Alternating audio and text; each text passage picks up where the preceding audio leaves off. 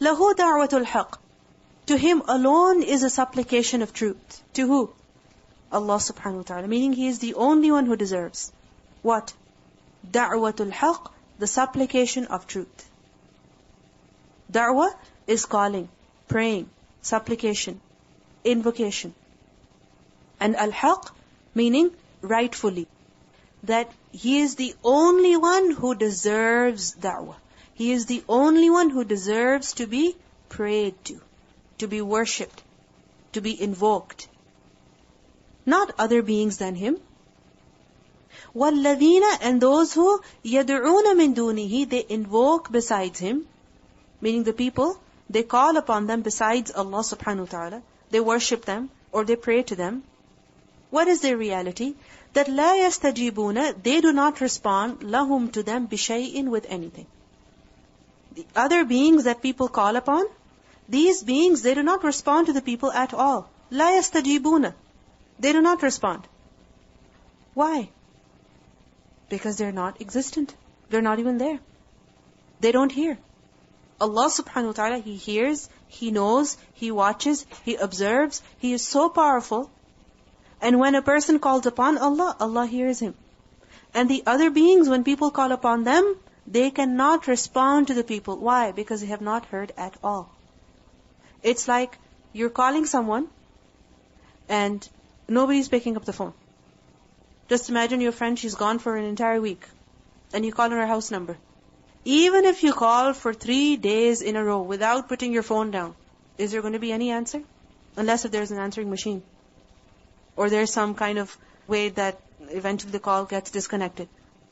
But no matter how long you call, there is going to be no response. Why? Because there is no one to pick up your phone.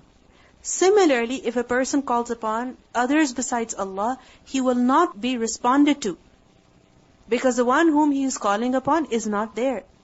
Only Allah subhanahu wa ta'ala responds. لَا يَسْتَجِيبُونَ لَهُمْ بِشَيْءٍ إِلَّا, except, meaning the only response that these people get from their false gods is like كَبَاسِطِ, like one who stretches out كَفَّيْهِ, his 2 palms, إِلَى الْمَاءِ, to the water. Just like a person who is stretching out both his palms towards water.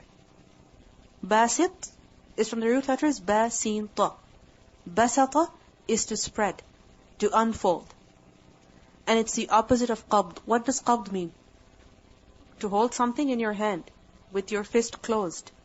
And basata is to open your hand, to unfold, to let go. So basata is also used for stretching out, spreading out. So basit, one who spreads out, kaffayhi, his 2 palms. Kaffay is actually kaffain. And it's the dual of kaf. It's the tasniya of kaf. Kaf is singular, kaffain is tasniya, dual. And kaf is the palm of the hand. So, they're just like a person who has stretched out both his palms. So just imagine a person who has stretched out both his palms, and he has stretched them out towards what? Towards water. What water? Water that may be in a glass, or in a well, or in a jug, or in the tap, whatever, in the pipes. And he is only opening up his hands so that لِيَبْلُغَ, so that it reaches fahu, his mouth. So that the water reaches his mouth. Fa is from fa wawha. And what does it mean? Fa is actually mouth. Fa, fam, fuha. They're different versions. And fa, hu, it's 2 words. Fa meaning mouth, and hu, his. In other words, what is this person doing? This has been understood in 2 ways. That first of all, the example of a person who is calling upon others besides Allah is like the one who is just stretching out his hands, and he's standing by the water, and he thinks that by stretching out his hands, the water is somehow going to reach his mouth. Is it possible? You go to a river, you stand next to it, just like a child who says, give this to me, you say the exact same words perhaps, you just have your hands extended out. Is the water going to reach your mouth? Is it going to reach your mouth? No. For example, you see this glass of water. If I just go like this, is it going to come? If I just extend my hand out, is it going to come to my mouth? It's not going to come. Why? The water has no idea. The water cannot hear. It cannot understand my instructions. That if I point my hands towards it, it's going to automatically come into my mouth and it's going to go in. No, it's not possible. Whereas if I asked you, you can hear, you can listen, and you can respond because you have the ability to hear.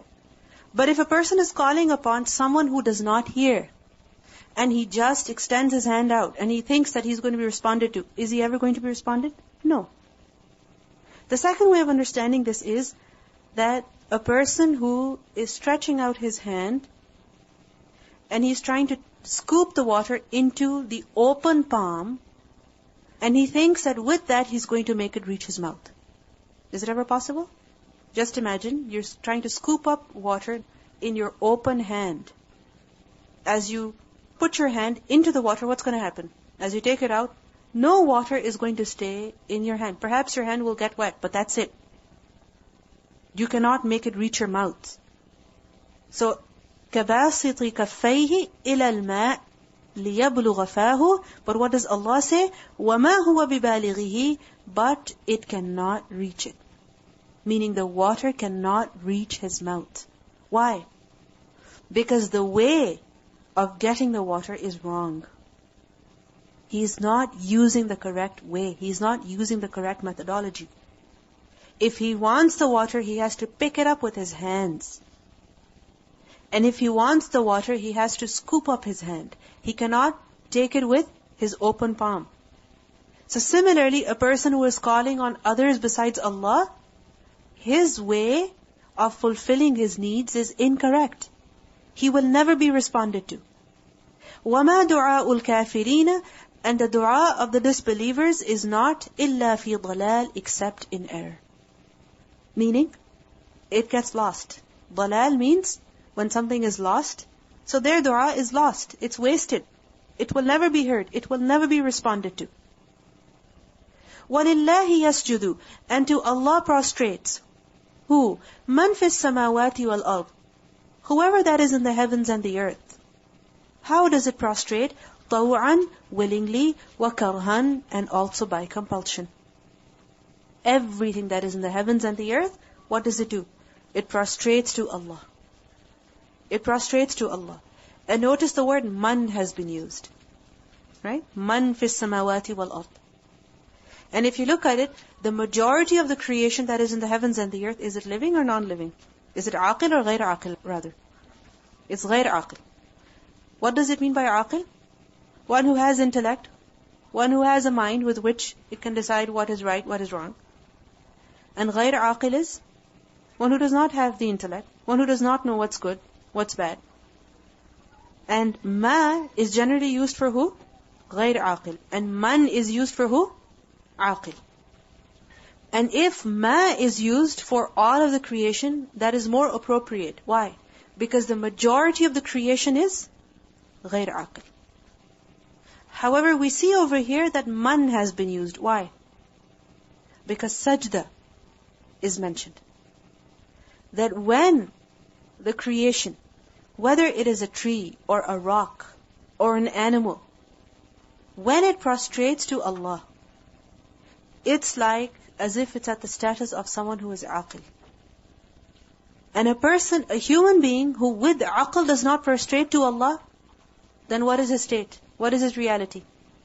أُولَئِكَ كَالْأَنْعَامِ بَلْ هُمْ أَضَلُّ. They are more astray than what? Than animals or livestock. So وَلِلَّهِ يَسْجُدُ مَنْ فِي السَّمَاوَاتِ وَالْأَرْضِ. Whoever that is in the heavens and the earth prostrates to Allah طَوْعًا, willingly, like for example believers, angels, the rest of the creation. وَكَرْهًا, or by compulsion.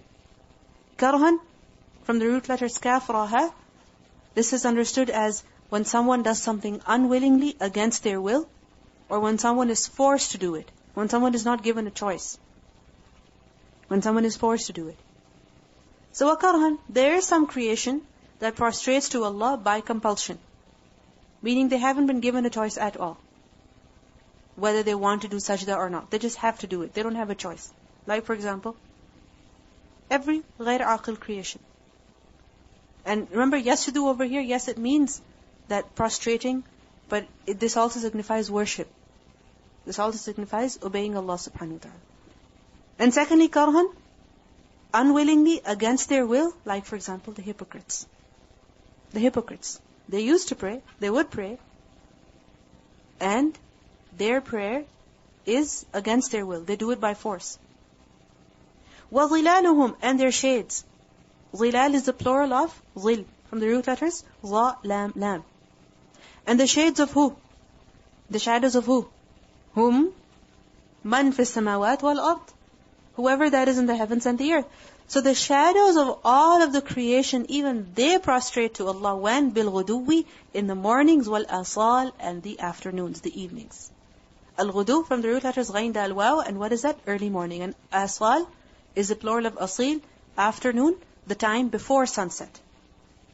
The time before sunset. So their shadows, they prostrate to Him in the early morning and also in the late afternoon. Why at these two times in particular? Because in the early morning, what's happening? The sun is rising. And as the sun rises, the shadows are quite obvious. Similarly, as the sun is setting, the shadows are again very long. And as opposed to when the sun is right at the top, then what happens? Your shadow is beneath you. It's not on the right, it's not on the left, it's very small and it's right beneath the object. Whereas in the morning and in the late afternoon, you can see the shadow. So their shadows also prostrate in the morning and the evenings, the late afternoons. So we see over here that Allah subhanahu wa ta'ala's power is being mentioned, or His high status is being mentioned, that everything in the heavens and the earth, it prostrates to Him. Willingly as well as unwillingly. Believers, angels, they prostrate to Allah willingly. And the rest of the creation, the ghair aqil creation, for example, like for example trees, rocks, how do they worship Allah? By compulsion, meaning they have not been given the choice. Like for example, we learn that the heavens and the earth, the moon and the sun, all of this creation was told, إِئْتِيَا طَوْعًا أَوْ كَرْهًا, come willingly or unwillingly. You have to come. You have to obey Allah. You have not been given a choice. And there's some creation who worships Allah, who prostrates to Allah unwillingly.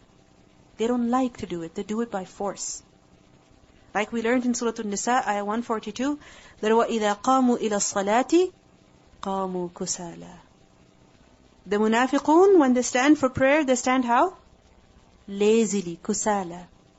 يُرَاءُونَ النَّاسِ وَلَا يَذْكُرُونَ اللَّهَ إِلَّا قَلِيلًا. Whereas the fact is that the entire creation, the entire universe submits before Him. So when a person becomes so arrogant that he refuses to submit to Allah, then in reality he is making himself humiliated and disgraced. Because if he does not submit, his shadow, that prostrates to Allah. قُلْ, say, مَا رَبُّ السَّمَاوَاتِ وَالْأَرْضِ. Who is the Rabb? Who is the Lord? Who is the Creator, the Owner, the Master, the Sustainer of the heavens and the earth? قُلِ اللَّهُ. Say to them, tell them that it is Allah. Why tell them when you've asked the question? That if they don't give a response, tell them. If they remain silent, if they refuse to answer you, tell them. Because the reality is only this. قُلْ, say, أَفَاتَّخَذْتُم مِّن دُونِهِ. That then have you taken, besides Him, awliya, allies? And these awliya, لَا يَمْلِكُونَ, they do not possess لِأَنفُسِهِمْ, for themselves, نَفْعًا, any benefit, وَلَا ضَرًّا, nor any harm. Have you taken besides Allah allies, whose support you seek, whom you pray to, whom you supplicate to? If you have, then remember the reality of these awliya, that they do not have any power to bring any benefit to them, nor avert any harm from them. If they don't have any power such as this for themselves, then how can they benefit you, and how can they avert harm from you? قُلْ, say, هَلْ يَسْتَوِي الْأَعْمَى وَالْبَصِيرُ. Can the blind and the seeing be the same? هَلْ يَسْتَوِي. Can they be the same? Who? The one who is blind and the one who can see. Can they be the same? They can never be the same. Or, hal, can, tastawi, it become equal. it is equal الظُّلُمَاتُ وَالنُّورُ, the darknesses and the light. Can darkness and light be the same? If the blind and the seeing cannot be the same, and darkness and light be not the same, then following the truth, calling upon Allah subhanahu wa ta'ala alone, worshipping Him alone, acknowledging His power, acknowledging His high status, is not the same as rejecting Him.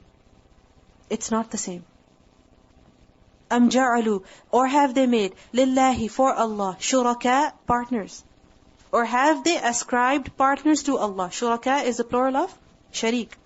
And these shuraka, according to them, خَلَقُوا, they have created, كَخَلْقِهِ, like His creation. Meaning, that these shuraka have also made something like what Allah has made. Like for example, if Allah has made all the trees, they have made grass. Is it the case? No. That if Allah has made all the animals, they have made all the birds. Is that the case? No, it's not the case. فَتَشَابَهَ الْخَلْقُ عَلَيْهِمْ, so the creation of each seemed similar to them. Tashabaha is from the root letters Sheen, Ba, Ha. Sheen, Ba, Ha. And tashabaha is when two or more things, they resemble one another. And because of that, you cannot differentiate between the two. They're very similar to one another. Like for example, two twins. They are very similar to one another. They resemble one another. And it's difficult to tell them apart. It's difficult to say who is who. Especially for people who are not related to them. People who are not that close to them. So, is it that they believe in some shuraka of Allah who have also made some creation? And then there's a creation of Allah, and then there's that creation of the shuraka.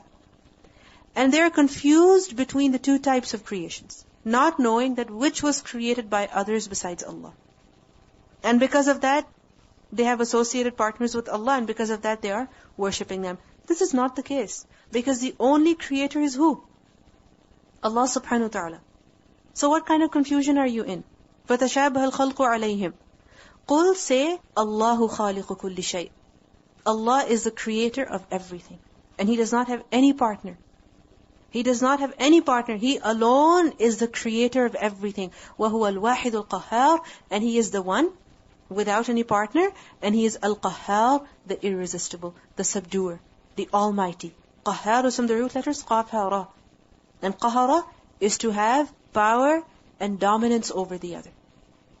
So Allah subhanahu wa ta'ala is Al-Qahhar over everything. None can resist Him. None can avoid Him. Everything is small compared to Him. Everyone is nothing before Him. So He alone is Al-Qahhar. So there is no other being that deserves worship other than Allah subhanahu wa ta'ala. Only Allah subhanahu wa ta'ala deserves worship. Now Allah subhanahu wa ta'ala strikes an example of truth and falsehood. In this ayah, what did we learn? The difference between truth and falsehood.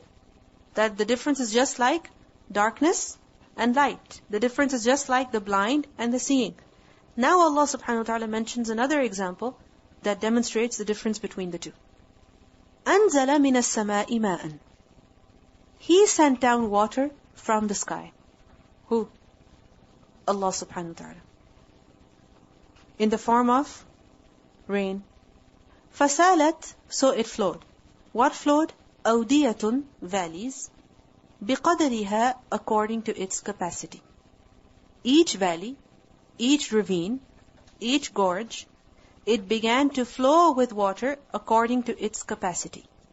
Meaning, however vast, however spacious each gorge was, each ravine was, that's the water that it contained. And the water began to flow in these awdiya. The word salat is from the root letter sin, ya, lam.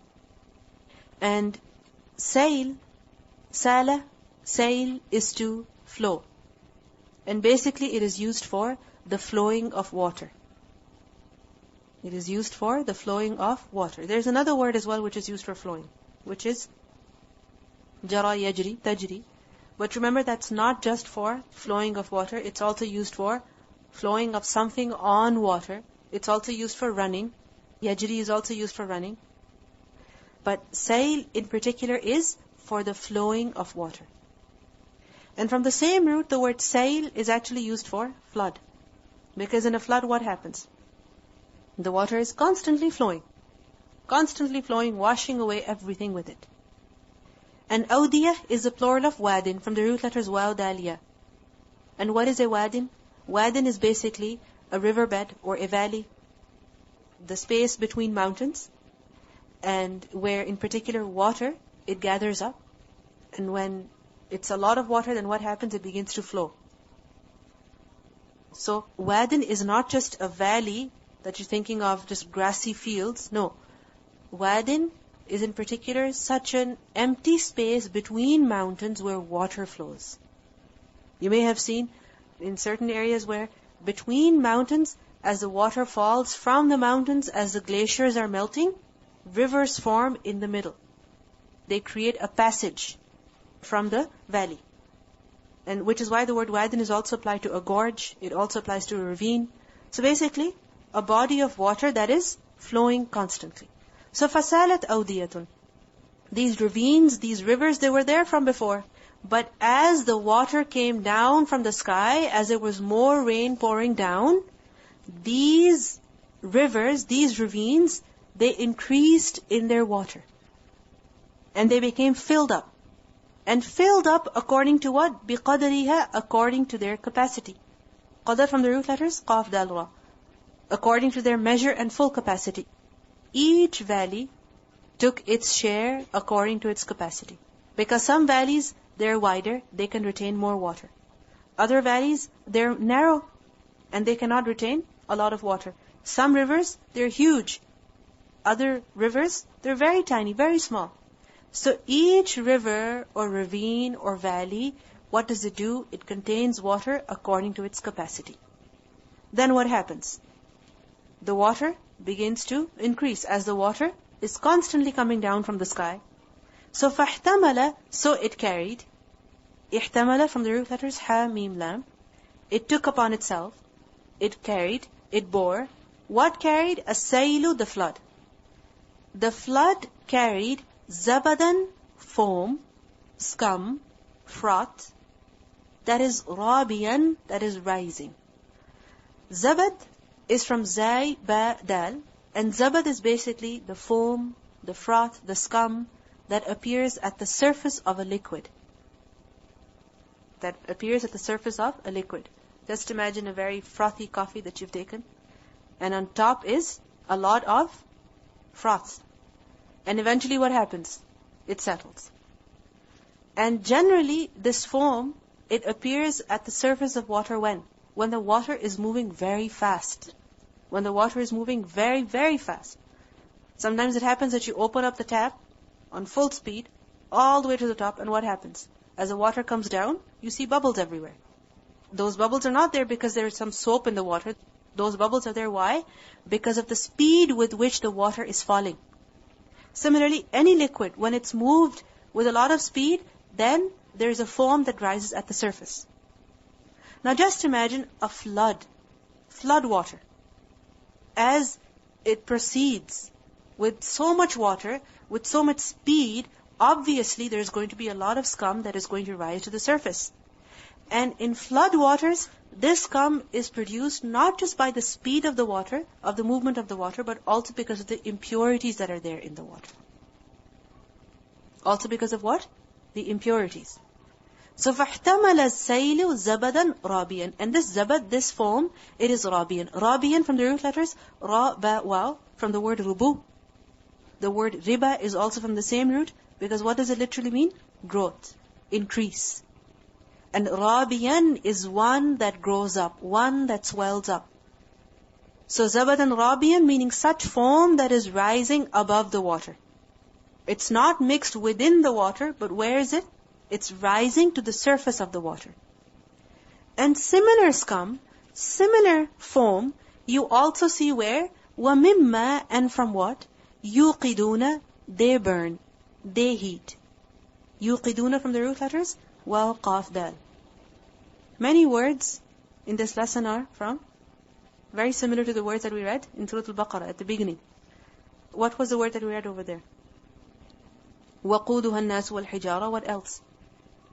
مَثَلُهُمْ كَمَثَلِ الَّذِي إِسْتَوْقَدَ. To ignite. إِسْتَوْقَدَ. So يُوقِدُونَ, they kindle, they burn, they heat, they expose to fire. عَلَيْهِ, upon it, فِي النَّارِ, in the fire. Meaning the foam that you see on the surface of the flood water is similar to the foam that appears on earth's minerals, such as gold, silver, or copper, as people expose it to the fire, as people burn it in the fire. Why do they burn gold or silver or copper, etc. in fire? ابتغاء, to seek, حلية, ornaments. حلية, from the root letters حالامية, jewelry. أو, or متاع, goods, utensils. Like for example, you have copper utensils. You have some pans which are based with copper, or they are made entirely of copper. Similarly, gold, you have gold jewelry. So حلية, jewelry, أو متاع, or goods. زبد is a foam, مثله, just like it.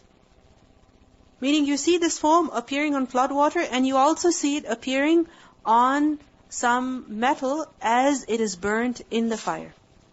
كذلك, likewise, meaning in this way, through this example, يضرب الله, Allah strikes the example of what? Al-Haq, the truth, wal-Batil, and the falsehood. And what is that example? How do you understand what the truth is and what the falsehood is? Allah subhanahu wa ta'ala says, فَأَمَّا الزَّبَدُ. So as for the foam that rises on top of the flood water, or that rises on top of the metal, on the ore, as it is exposed to fire, what happens to it?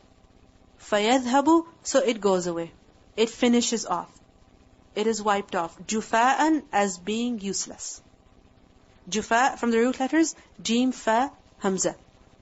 And Jufa is basically something that is useless, something that is worthless, that is not worth anything at all.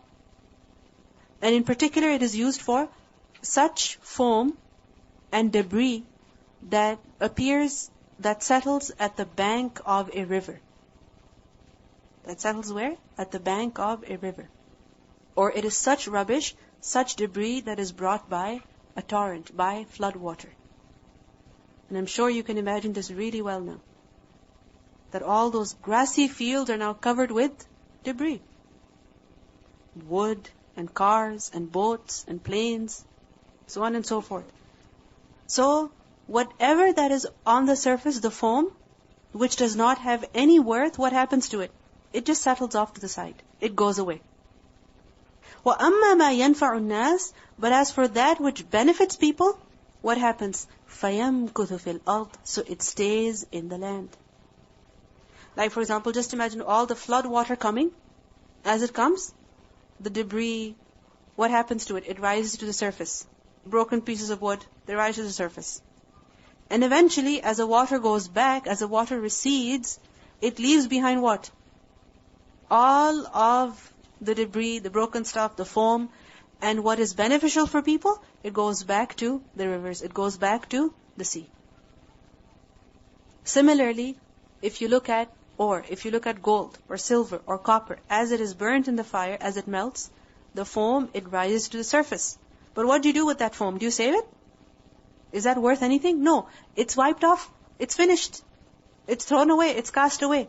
But what is beneficial for the people, which is the gold jewelry, or it is some utensil that is made of copper or some other metal, what happens to that? It stays. So that which is not beneficial for the people, it goes away. And what is beneficial for the people, it stays in the land. كَذَلِكَ يَضْرِبُ اللَّهُ الْأَمْثَالِ. This is how Allah subhanahu wa ta'ala strikes the examples. That truth, because this example is actually of truth and falsehood. So truth refers to what? The water, or the gold, the ore. And the batil, what does that refer to in the example? The foam. The truth, because it carries weight, because it is a reality, because it is beneficial, what happens to it? It stays. But batil, falsehood, It does not have any reality. It does not bring any benefit to the people. So what happens to it? What happens to it? It is cast off. It is thrown away. And this, remember, is not just with the truth and falsehood which is being spoken about in this context. Because we learned at the beginning of the surah that most of the people, they disbelieve in the haqq that Allah subhanahu wa ta'ala has revealed. So it's not just relevant with the Qur'an. However, this example is relevant to everything in life. That anything that is beneficial for people, it will last. It will remain. And anything that is not beneficial for people, what's going to happen to that? What's going to happen to that? It's going to be forgotten. It's going to be thrown away. People are not going to give any weight to it. Just think about it. Something that you use, something that brings you benefit, you keep it. You preserve it. Even when it's not useful anymore, you still keep it. Why? As a memory. Or perhaps you will find something like it. But something that you don't use, something that is not beneficial for you, what do you do with it? You throw it away, you give it away. You put it in recycling. You just get rid of it because it becomes a burden on you. So similarly, because truth benefits people, it remains. And falsehood, it does not benefit people, it goes away. So we have to see that what kind of benefit are we bringing to people? What kind of benefit are we bringing to people? Imam Malik, when he was compiling his book, Muwatta, it was the first time ever that somebody was compiling a book with a hadith. So it was something new. So when people heard that he was doing it, other people also began imitating him. And to the extent that they even named their books Muwatta. They imitated him to that extent. So people asked him that, what do you think about that? What did he say? That مَا كَانَ لِلَّهِ بَقِيًا. That which is for the sake of Allah, it will remain. It will last. That which is done exclusively for the sake of Allah, that which brings benefit to the people, that lasts. No matter how many years pass by. And that which is not beneficial for the people, that which is not done for the sake of Allah, it does not last. Except for just a few days. And that's it. It's over now. It's finished. Recently I was searching for a recipe.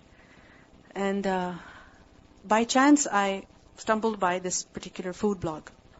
And I found the recipe. It was really nice, very detailed, very good, very nice picture. All the instructions were there. And I was like, very nice. So I'm like, okay, let's see what else is there on this blog. So I began browsing.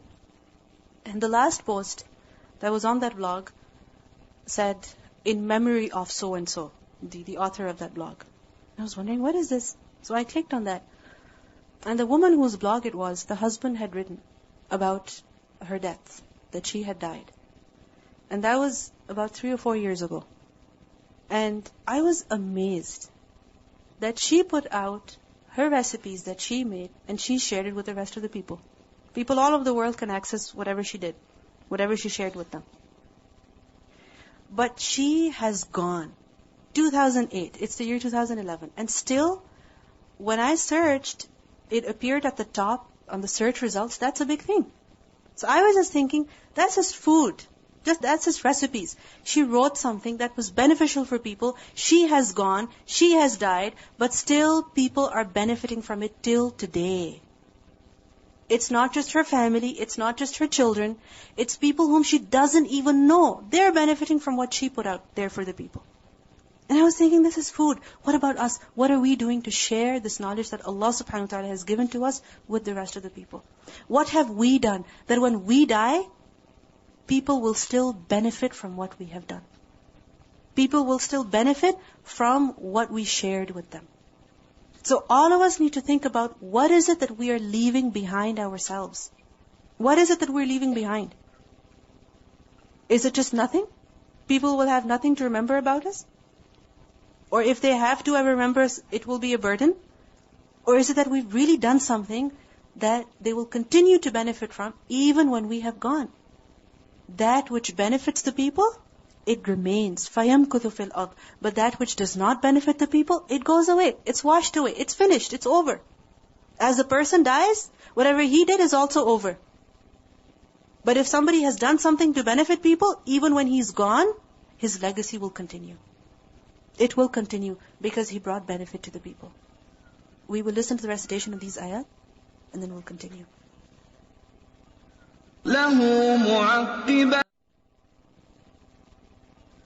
So what did you learn from this example?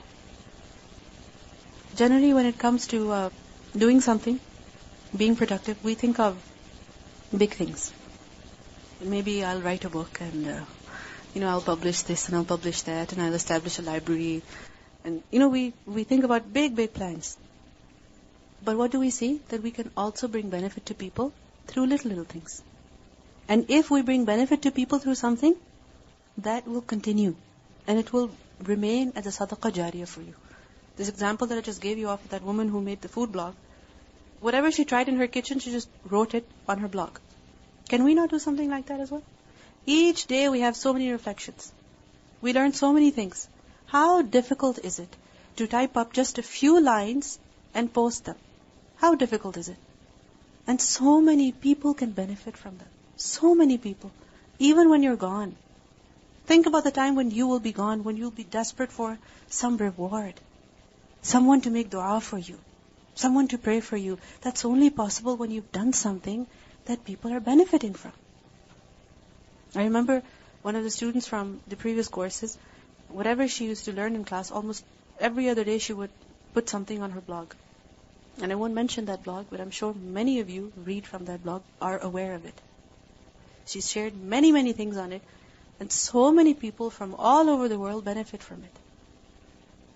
And that habit has continued. Now no matter where she is, whatever she's learning, she's sharing everything. There are many people who haven't even met her. But because she's benefiting people, her work is there. It's فَيَمْكُثُ فِي الْأَرْضِ. Exactly. It continues. Anything that is beneficial, if you share it with people, it will continue. And you are going to get the reward, inshallah. If you look at this example, we'll just go over it again, because there are many lessons that can be learned. If you look at it, Allah subhanahu wa ta'ala says, أَنزَلَ مِنَ السَّمَاءِ مَاءً. He sent down water from the sky. If you think about it, water, what does that symbolize? Water coming down from the sky in particular. Wahi, revelation, and knowledge. So Allah subhanahu wa ta'ala has also sent the Qur'an. He has also sent the revelation. And then Allah subhanahu wa ta'ala says, فَسَالَتْ أَوْدِيَةٌ بِقَدَرِهَا. And the valleys, they flow according to their capacity. Allah revealed the Qur'an upon the Prophet sallallahu alaihi wasallam. And this Qur'an was passed on from him to so many other people. But each person, he takes it according to his capacity. Some, they take a lot, and others, they take very little. But each person benefits from the Qur'an according to his capacity. So in other words, valleys, what are they signifying? Hearts. That however much you expand your heart, the more you will contain of the Qur'an in yourself. If you have a big heart, you will get more. And if you have a small heart, and we're not talking about big and small in the meaning of size, we're talking about it, how? In the sense of Iman, what else? Being tolerant, being accepting, being patient. Because some people, they have a very big heart. No matter what is said to them, they're like, okay, never mind. No big deal. They forgive. And other people, they have such a small heart that even if a slightly harsh word is said to them, they begin to cry, they begin to feel bad, they can never get over it. Similarly, someone's heart is big, it's spacious. Why? Because they have not filled it with the love of the world. But if a person has filled his heart with the love of the world, then how can he have room for the Qur'an? So each valley, each heart, it takes off the water of the Qur'an according to its capacity. The bigger your container is, the more you can get. The smaller your container is, the less you will get. فَاحْتَمَلَ السَّيْلُ زَبَدَ الرَّابِيَةِ. Now this flood, what happens? It carries a rising foam. What happens? Sometimes as a person is learning, he's studying the Qur'an, he's going through the Qur'an, he has questions. Sometimes he has doubts, sometimes he has confusions. But as he keeps gaining knowledge, what happens? The process of cleansing, it continues to take place. So initially, you see the scum rising to the surface. But then eventually the scum, the foam is wiped away. But it's only possible when a person continues in learning. That's the only way of cleansing your ilm. That's the only way of cleansing your water. That you continue, you keep going. And eventually what's going to happen? All of the twigs and all of the branches and all of the debris, it's going to rise to the surface and eventually it's going to go to the side. It's going to go away. But you have to continue. If, for example, if there's flood water, if it just comes and stops in some place, it becomes stagnant, what's going to happen? What's going to happen? All of the branches and the twigs and the dead creatures and everything else, it's going to pollute the water. Isn't it so? But if the water continues to flow, what's going to happen? All of this garbage, it's going to remain, it's going to get off to the side, and the water is going to continue to flow. So as a person learns, he begins to have questions, sometimes doubts, sometimes confusions. And what's the way of removing them? Continue learning. Continue learning. Because if you stop, then you're going to begin to rot. So فَأَمَّا الزَّبَدُ فَيَذْهَبُ جُفَاءً. It goes away. It goes away. And that which benefits the people, what happens to it? That which benefits people, what happens to it? It stays. وَأَمَّا مَا يَنْفَعُ النَّاسَ فَيَمْكُثُ فِي الْأَرْضِ. It stays in the earth. And this is not just with the knowledge, but it is with everything that a person does. When it brings benefit to people, it will stay. And remember that when you have been given knowledge, when you share it with people, then what's going to happen? It's going to stay in your head, it's going to stay in your books, and it's also going to stay in the society. But if you don't share it with people, then what's going to happen? It's going to go away with you, it's going to be forgotten, you won't remember it. Isn't it so that once you've learned something and you teach it to someone, then you remember it? If, for example, you're learning grammar and many people find it challenging, those people who are helping others, the way they're explaining to them, it's as if they have done God knows what degrees in grammar. It's amazing when I see them, I'm amazed. That how is it that they know so well? It's because they are putting in their effort to share with other people. When you share, then what you have becomes firm and solidified. And if you don't share, you'll forget it. You'll forget it. So the only way of becoming firm is what? Sharing it with people. Because what benefits the people, it will stay with you and also with the rest of the people. كَذَلِكَ يَضْرِبُ اللَّهُ الْأَمْثَالِ. Thus does Allah strike examples. Now share your affections with one another. It's not from the example, it's just from ayah number 13, the al-mihan, that word. I'll just think again, there's some patients that I read about it, like actually see them. Some patients, they get struck with lightning, and like whenever they get struck, they get hit directly on their brain, and they just have some sort of psychological, neurological disease. So I was thinking al-mihan is skillfully, Allah subhanahu wa ta'ala kind of inflicts the punishment on them. So there was one, he was an accountant, and then after the lightning struck him, he couldn't even count. Or there was one woman, she was a CEO, but then after the lightning struck her, it struck her exactly at that, it's in the front, it's called the frontal lobe, which is your managerial skills. So she completely lost all decision-making skills. So it is very skillful, like, whatever blessing that you have, that specific, very specific blessing could be taken away because Allah subhanahu wa ta'ala, He knows where to just basically punish you if you're not being thankful for that. I was just thinking how Allah subhanahu wa ta'ala is so kind and merciful to us that He appoints angels to guard us. It is a scary point in the sense that He records everything, but then it's also a mercy from Allah subhanahu wa ta'ala that He cares about us so much that He wants us to be mindful of what we are being doing so Exactly. that He records it. That look at the justice of Allah. If there's a shaitan that is inspiring evil, then there's an angel that is inspiring good. Okay, we'll end over here. سبحانك اللهم وبحمدك نشهد أن لا إله إلا أنت نستغفرك ونتوب إليك. السلام عليكم ورحمة الله وبركاته.